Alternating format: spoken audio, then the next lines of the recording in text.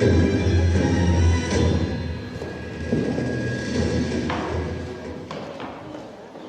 же надо делать? Как тебе помочь?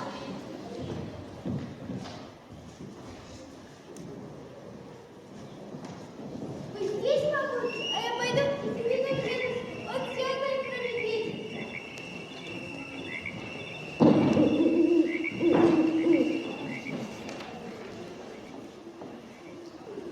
Я не помню, как я превратился в медведя.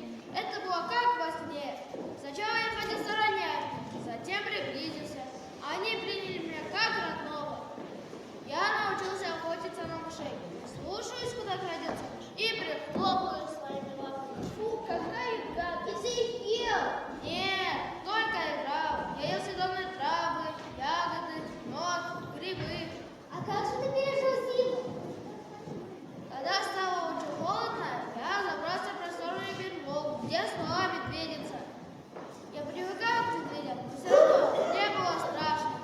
Я среди медведей. Как же ты не научился говорить? Хорошо, что у меня в кармане была маленькая книжка. Она-то меня и выручила. Когда все медведи спали, я читал сказки. А как же лето? А лето внизу хорошо, ягод много. И знаю такие ягодные леса, куда не ступала нога человека. Как полегчает, обязательно шагнула сюда.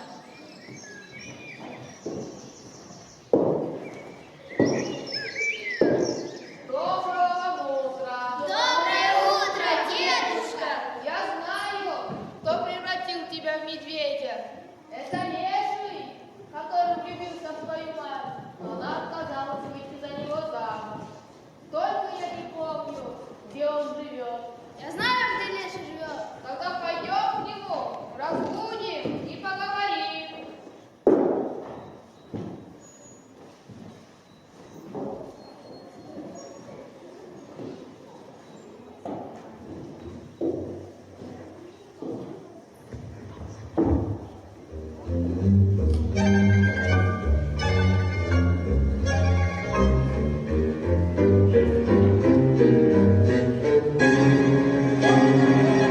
Я повелитель леса, весь лес мой, можно и поспать немножко.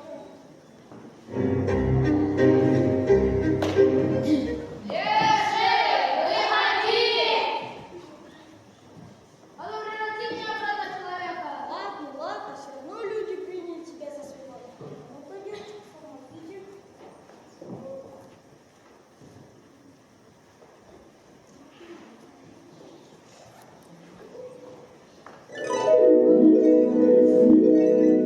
Превратись в человека. Уж.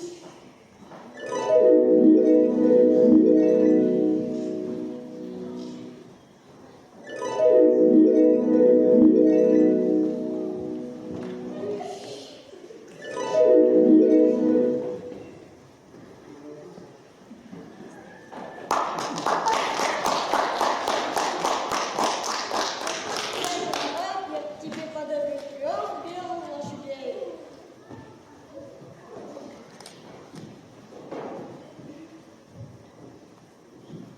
А этот клубок отдай маме, чтобы она связала тебе теплый свитер.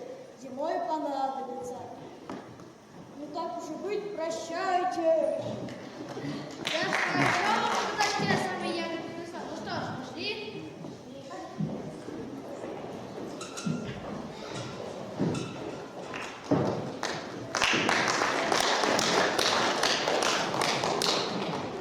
С тех пор все девчонки влюбились в молодого медвежонка, но он выбрал мою внучку. Вскоре они сыграли свадьбу, муж стал егерем, потому что он хорошо понимал язык зверей, особенно язык медведей. Жена была василицей по дому и домохозяйкой. Жили они долго и счастливо.